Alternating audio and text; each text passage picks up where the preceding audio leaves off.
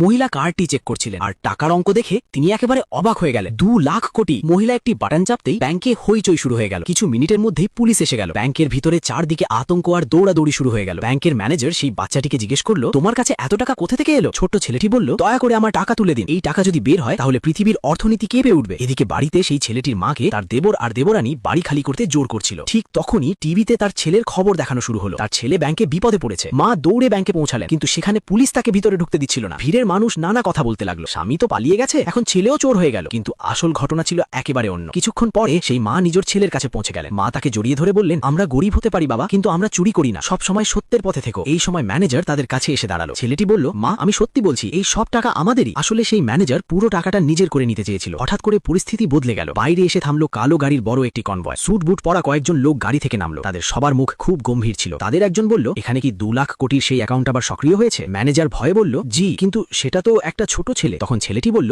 যাকে আপনারা খুঁজছেন সে আমি। লোকটি বলল, মানে সেই মানুষটির ছেলে যিনি 10 বছর আগে পৃথিবীর সবচেয়ে ধনী মানুষ হয়েও হঠাৎ করে হারিয়ে গিয়েছিলেন। পুরো ব্যাংক স্তব্ধ হয়ে গেল, কারণ সেই ছেলেটির কাছে ওই কার্ড ছাড়া আর কিছুই ছিল না। আমার সামনে একটি মরিচা ধরা লোহার তলোয়ার পড়েছিল, কিন্তু এক বিশেষ শক্তি আমাকে বলল এটি কোনো সাধারণ তলোয়ার নয়, বরং একটি দিব্য তলোয়ার। আমি সঙ্গে সঙ্গে আমার বড় ভাইয়ের কাছে গেলাম এবং তাকে বললাম নিলামে এটা কিনতে। কিন্তু তিনি তলোয়ারটি দেখে বললেন, এটা তো একদম অকেজো লোহার টুকরো। এটা দেখে আমি সরাসরি তার হাত ধরে ফেললাম এবং নিজেই প্লে কার্ড তুলে $5 মিলিয়ন বিড লাগিয়ে দিলাম। এটা শুনে সেখানে উপস্থিত সবাই আমাকে পাগল মনে করতে লাগলো, কারণ সেই মরিচা ধরা তলোয়ারে কারো কোনো আগ্রহই ছিল না। কেউই বিড দিতে রাজি হচ্ছিল না। শেষ পর্যন্ত আমার বড় ভাইকে বাধ্য হয়ে সামনে গিয়ে তলোয়ারটা নিতে হলো, কিন্তু আমি ভিতরে ভিতরে খুব খুশি ছিলাম। আমি তাকে বললাম, আমরা খুব শীঘ্রই ধনী হতে যাচ্ছি। এরপর নিলামের পরের জিনিসটি সামনে আনা হলো। সেটা ছিল কাঁচা পাথরের একটি স্তূপ, যার ভেতর থেকে দামি জেড বের হওয়ার সম্ভাবনা ছিল। ঠিক তখন আমার পাশে দাঁড়িয়ে থাকা একটি মেয়ে আমাকে চ্যালেঞ্জ করলো। সে বলল, আমাদের দুজনের মধ্যে প্রতিযোগিতা হবে, যে বেশি দামি জেড বের করতে পারবে সে জিতবে, আর যে হারবে তাকে $30 মিলিয়ন দিতে হবে। ওই মেয়েটি এই ইন্ডাস্ট্রির খুব বিখ্যাত জেড এক্সপার্ট ছিল, কিন্তু আমার সুপার পাওয়ার থাকার কারণে আমার একটুও ভয় লাগছিল না। আমি দেখলাম সে একটি পাথর তুলে নিয়ে খুব মনোযোগ দিয়ে পরীক্ষা করছে। তার বাবা টর্চ দিয়ে পাথরটা চেক করলেন এবং আত্মবিশ্বাসের সাথে বললেন, এর ভেতরে অবশ্যই জেড আছে। কিন্তু আমি ভালো করে দেখে বুঝলাম পাথরটি ভেতর থেকে ভাবা। আমি তাদের বললাম, এই পাথরটা একদমই মূল্যহীন, কিন্তু সেখানে থাকা সবাই আমার কথা শুনে হাসতে লাগলো, কারণ পাথরের উপরিভাগে স্পষ্ট উজ্জ্বল আলো দেখা যাচ্ছিল। মেয়েটি আমাকে নিয়ে মজা করে সেই পাথরটাই বেছে নিল। এরপর আমি তার পাশে রাখা একটি বড় পাথর তুলে নিলাম। আমার বড় ভাই ধনরত্ন চিনতে পারতেন না, তবুও তিনি আমার উপর ভরসা করলেন। কিছুক্ষণ পরে মেয়েটির পাথর কাটা হলো। সত্যি সেখানে জেড বের হলো। মেয়েটি আর তার বাবা আনন্দে লাফিয়ে উঠলেন, কিন্তু তখনই পাথর কাটার লোকটি বলল, শুধু উপরের অংশেই জেড আছে, ভিতরে আর কিছু নেই। আমি সঙ্গে সঙ্গে মেয়েটিকে বললাম, $30 মিলিয়ন দেওয়ার জন্য প্রস্তুত থাকো, কিন্তু সে তখনও বিশ্বাস করছিল যে সে জিতবে। এরপর আমার পাথর কাটা হলো, কিন্তু সেখানে জেডের কোনো চিহ্নই পাওয়া গেল না। এটা দেখে আমার বড় ভাই সম্পূর্ণ ভেঙে পড়লেন। মেয়েটি আমাকে নিয়ে হাসাহাসি করতে লাগলো, কিন্তু আমি একদম শান্ত ছিলাম। আমি সঙ্গে সঙ্গে আমার দিব্য তলোয়ার বের করলাম। এক আঘাতে পাথরটিকে 2 টুকরো করে ফেললাম। পরের মুহূর্তেই চারিদিকে তীব্র সবুজ আলো ছড়িয়ে পড়ল। সেখানে উপস্থিত সবাই বিস্ময়ে হতবাক হয়ে গেল, কারণ সেই পাথরের ভেতরে ছিল সবচেয়ে মূল্যবান ইম্পিরিয়াল গ্রিন জেড। একজন মানুষ 1 কোটি টাকার দামের সোনার টোকেন সালফিউরিক অ্যাসিডে ফেলে দিল। ধীরে ধীরে সোনাটা তার উজ্জ্বলতা হারাতে লাগলো, আর শেষে সেটি শুধু একটা নিরর্থক লোহার টুকরোই